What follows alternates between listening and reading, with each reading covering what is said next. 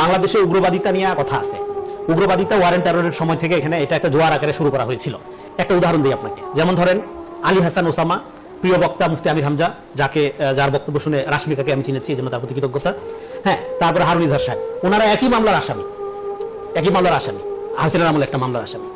Ali Hasan Osama এর মধ্যে জামাতে জয়েন করে ফেললো, আমির হামজা সাহেব জামাতের এমপি হয়ে গেছেন।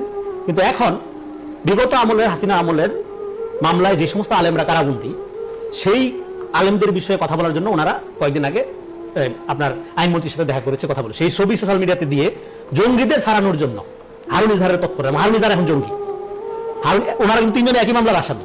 কিন্তু যেহেতু হারুন ইজাহার জামাতের পলিটিক্সকে সাবস্ক্রাইব করে না, থিওলজিক্যালিও পলিটিক্যালিও, এই জন্য এখন হারুন ইজাহার জঙ্গি, বাকি দুজন ভালো হয়ে গেছে। কিন্তু তিনজন কিন্তু কয়েকদিন আগে একই মামলার আসামি ছিল। তাহলে এই যে প্রক্রিয়াটা এখন সোশ্যাল মিডিয়াতে আমি দেখলাম, তাদের যে তথাকথিত নিরপেক্ষ সাংবাদিক, নিরপেক্ষ ফ্যাক্ট চেকার যেগুলো হয়েছে, তারা এই বক্তব্য ধুমে শেয়ার দিচ্ছে।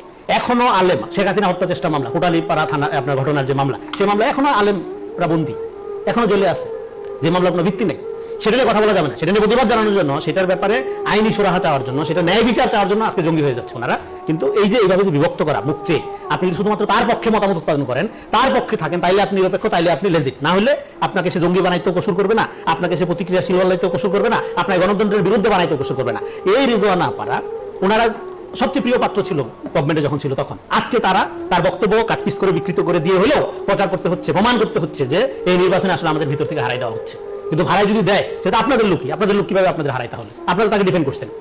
এই যে কয়জনকে তারা মানে খুবই ভালো মতো ডিফেন্ড করছে সবসময় সরকার থেকে, তাদের একজন